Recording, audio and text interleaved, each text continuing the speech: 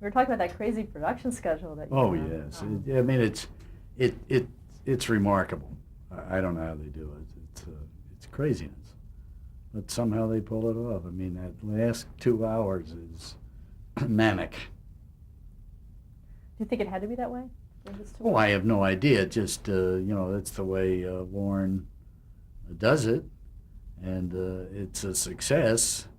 So and it's live. I mean, that's the secret, is that the show is live and it feels like it's live and it has a spontaneity to it. It's not always funny. We know that. No comedy show is, but I think their track record is pretty good, and it's certainly been on the air a long time. Talk a little bit about Lorne Michaels professionally. How does he work?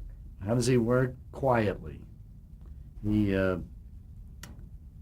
I'm very fond of Lorne, but I'm a little intimidated. I was a little intimidated by him. He's very, very bright, and he's not a screamer, and so he was kind of interesting to work with, because if there's a problem, Lorne is not the one to stand up on his desk and scream and yell and go into a tantrum. He would just sit there quietly saying, "Oh, Bill, oh, come on. What do you mean we can't do that?" I mean, and he usually was right, and you hated to admit it, but we had our thing we had to do too. So, and he's, without question, perhaps the world's greatest judge of comedy talent.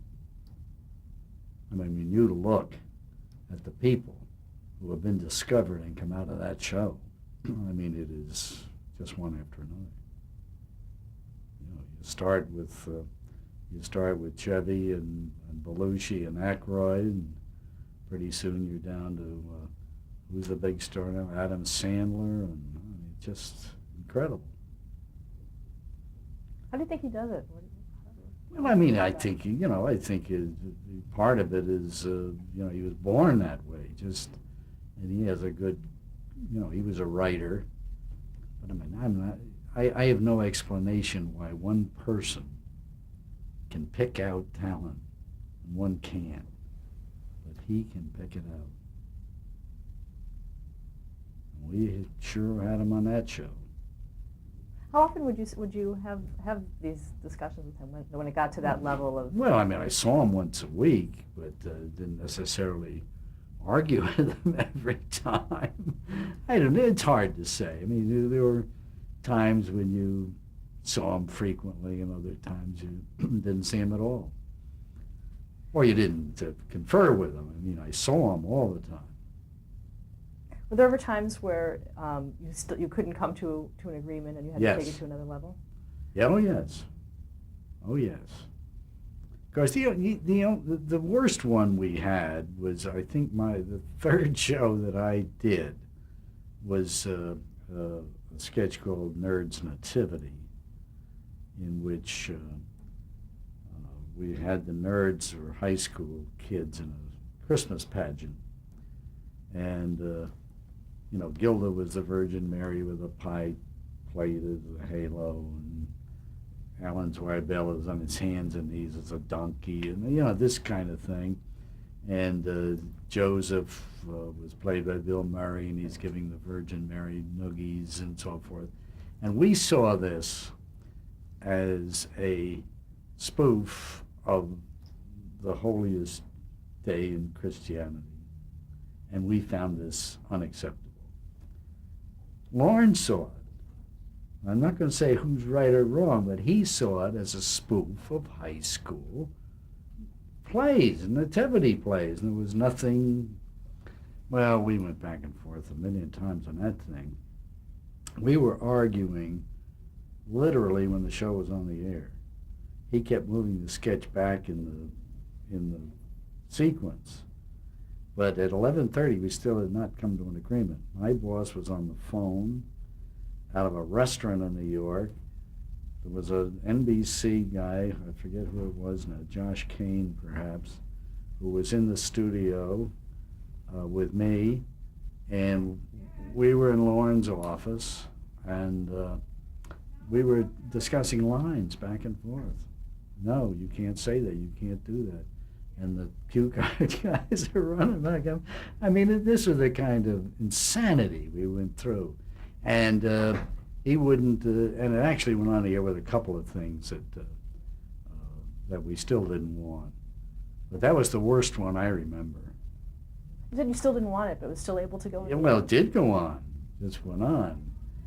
And it caused a tremendous amount of controversy. And because of it, there were lots of meetings the next week between the legal department, between broadcast standards, between programming, and Lorne Michaels, in which it was spelled out quite clearly where the network stood and what Lorne could and could not do. I mean, it was one of those defining moments in the history of the program as to responsibility. And were you in those meetings? well, yeah, I was in those meetings. I had no idea. It was only my third show. I had no idea what I was doing. And I was just passing information back and forth. You know, I didn't know Lorne at that time. I hardly knew my own boss. Was there any fear that Lorne would walk? Well, he always said so, but I don't think so. I mean, who knows? But it's a possibility. And what were those new kind of laws that were laid down? Do you remember? No, it wasn't a new law. It was just cementing the understanding of where responsibility lay as regards what is transmitted over the NBC network. And it isn't Lorne Michaels.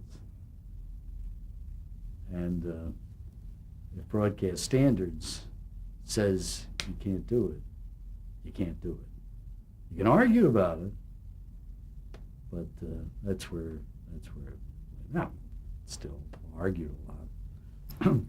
What about working with the writers? How was it to work with them? Oh, it's great. It's great. I mean, I'm probably the only one who ever said that, but I just love these kids. And they're real talents, and they argued great. But I said it was a learning experience for them in many respects. And but I always got a big kick out of it. And I had written some, and so they had respect for my feelings, and they knew that I'd been through the mill a little bit. So you can't do this job when you're just out of college. You have to have been around the block and have built up a little bit of background for them to respect. What was your style, you think, in dealing with them? My style? I think just, as I told you, I just think it was the mutual respect. I mean, I never said, look, you're stupid. They had a job to do. They're creative people, and I think I understood creative people as much as most people because I had done it. So I think that was the secret. Were you able to It's a suggest very secret. were you able to suggest alternatives for? Sure. Oh, sure. Yeah.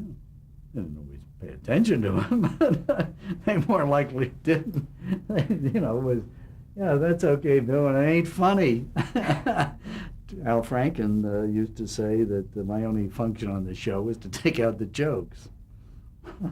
What's your And there's some truth to that. There really is some truth to that. What was your relationship with Al Franken? Oh, I loved Al Franken.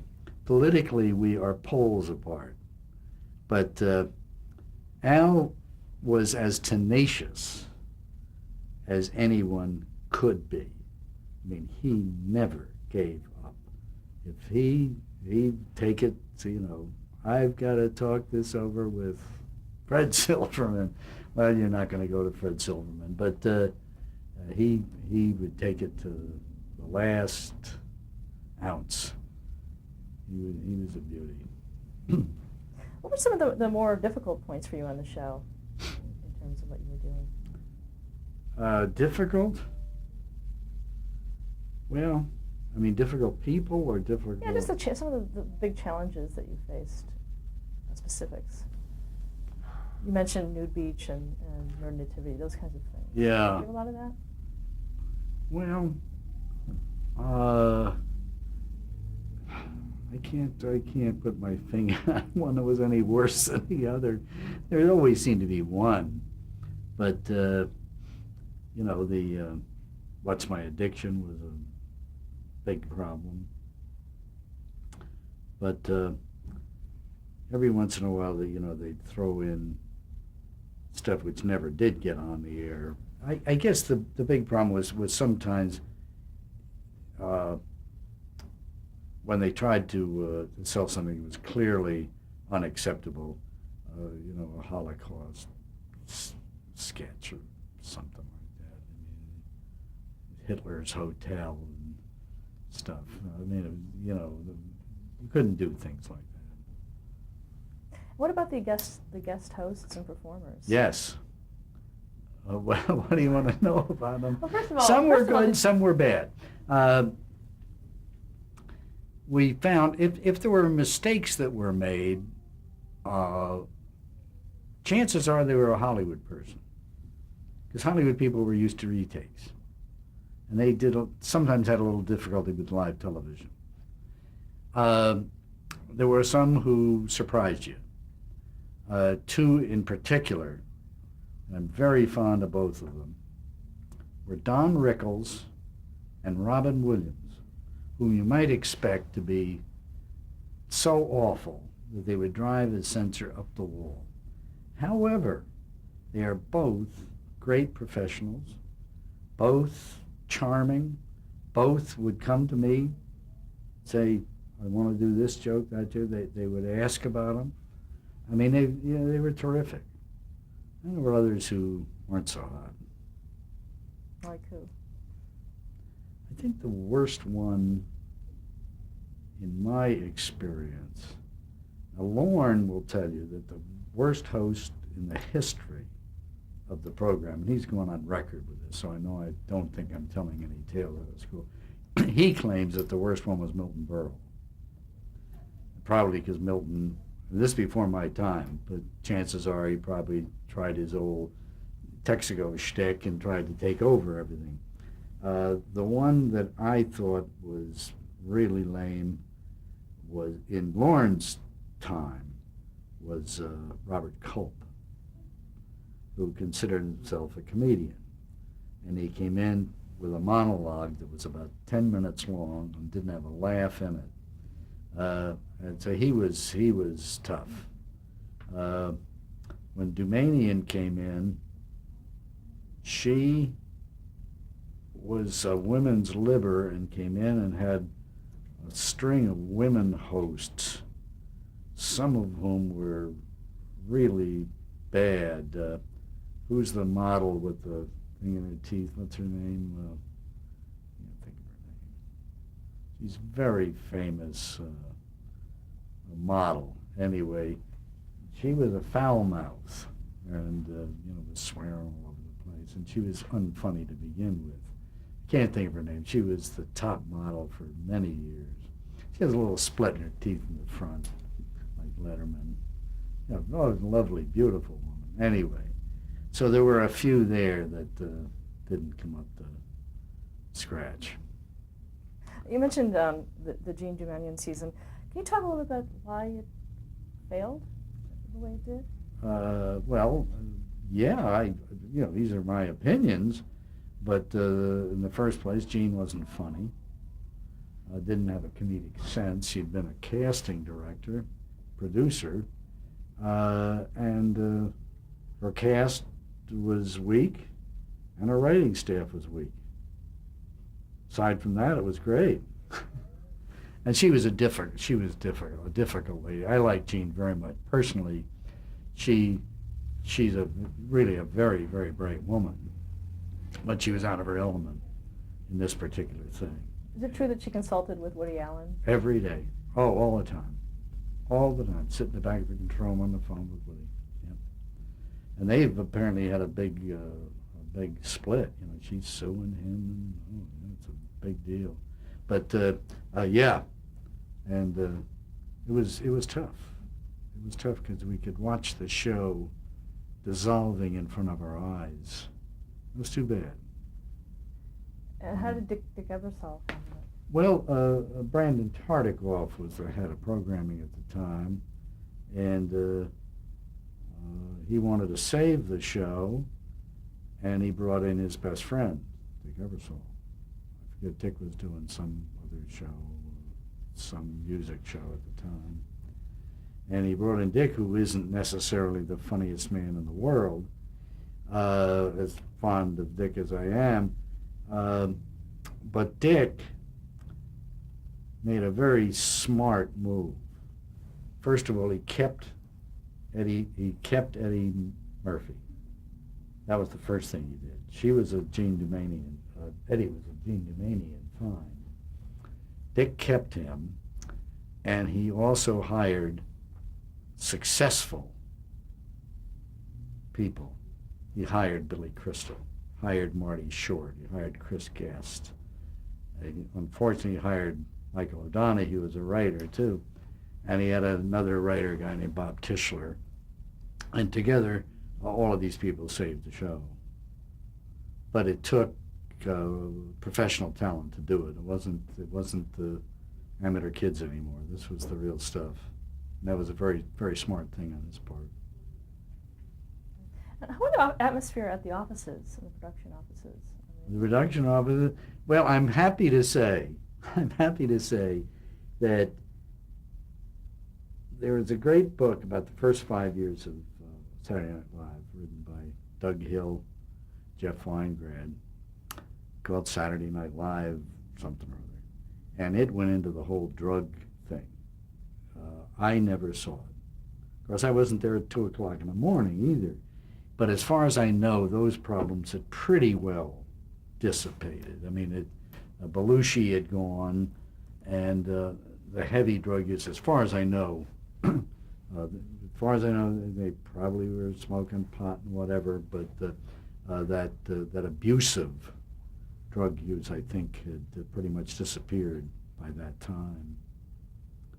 A couple of the guest artists, I wouldn't swear. I know there was one musical group, don't ask me which one, because they're all awful.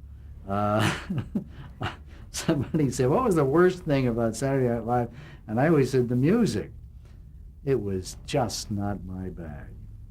You know, I mean, I grew up in the Benny Goodman days, and all of a sudden I'm getting War and God only knows who, all these outfits that I never heard of, 1001 Maniacs, and I'm going, oh, good Lord, have I got to listen to this stuff again this week?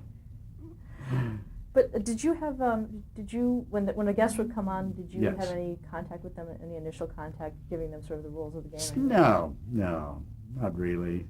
Oh, once in a while somebody would ask something, but no, we didn't do anything like that. Probably should have. Were you there for the Sinead O'Connor? No. That was past. Thank God. That was disgraceful. Absolutely disgraceful. And we had another bad actor too. We had a guy who acted up, and again, I wasn't there, and was it Martin Lawrence came out and did came out in his warm-up, and unbeknownst to anybody, including the director and producer, did some vagina jokes. I mean, it was terrible. So those things happen, but not on my watch, thank God. I mean, I had enough trouble.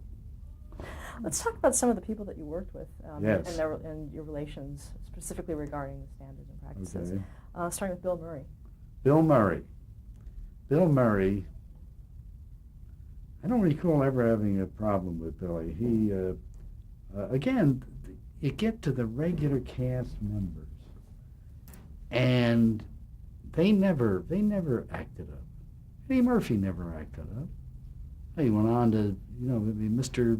Foulmouth when he does stuff outside. He never acted up. I looked back when I was putting that book together. I never, ever bleeped Eddie Murphy in the whole years he was on the show. I mean, he knew better. Billy knew better. I mean, this is their profession. That's why it was so shocking when Charlie came out with what he did. Gilda Radner? Didn't know her that well. I knew her for the first year. Gilda, as anyone will tell you, was without question the sweetest lady who ever lived. She just was a gem, just a gem. I think I told this story in the book. I probably shouldn't have. They had a memorial service for Gilda in 8H, and she passed away of ovarian cancer. And it was very moving. And Bill Murray, who had once dated her, and I guess they were living together at one time. At least they'd had an affair for some time. And in his little eulogy, he really laid into Gene Wilder for taking Gilda away from Saturday Night Live and where she should have been. And he said, basically he was saying she never should have done Young Frankenstein and these dumb pictures with Wilder because she was a sketch comedian and belonged here. And he really badmouthed Pryor. Wilder was just a strange thing. How was her death handled on the show? Brilliantly.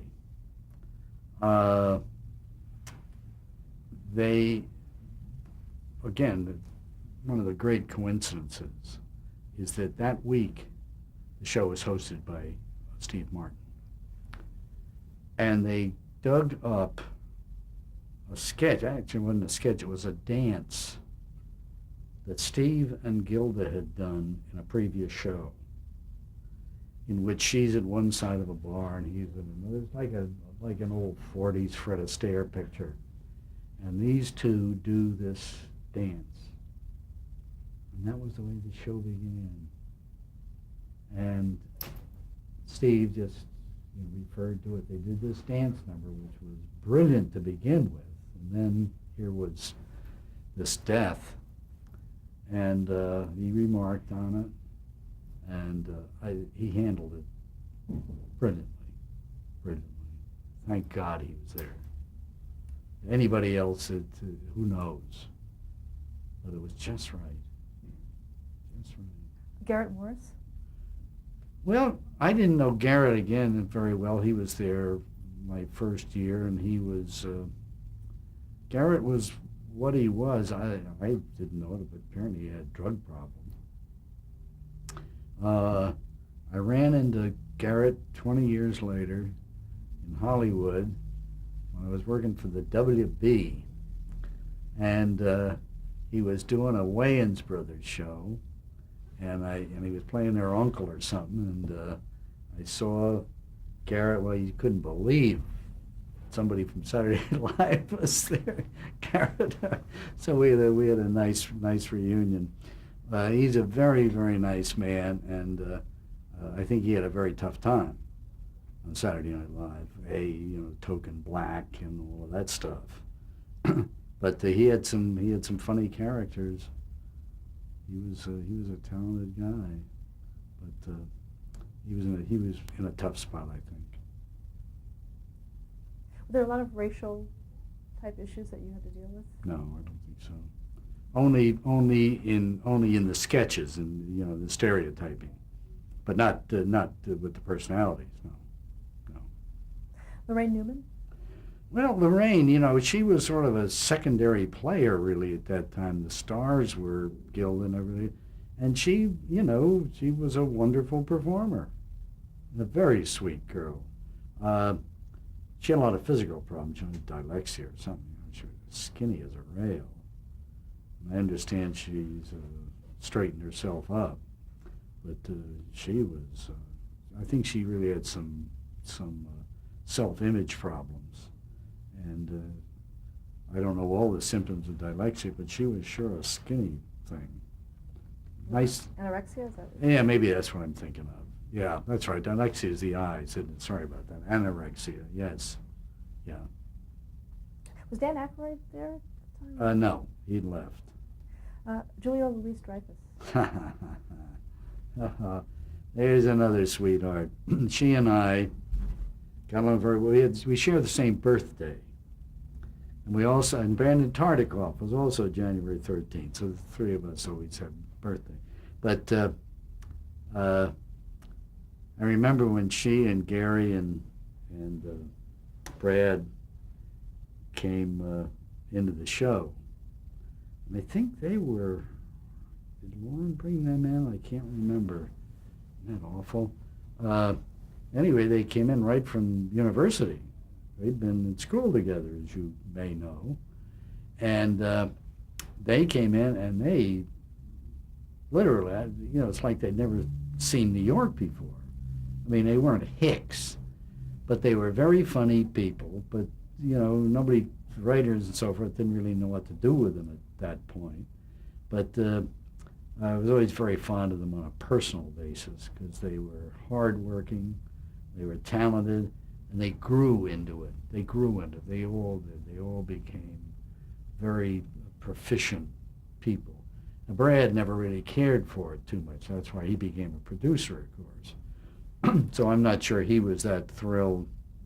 I mean, he got put on Update for a while. And I'm not sure he was ever that comfortable. But very, very sweet people, very lovely people. John Lovitz?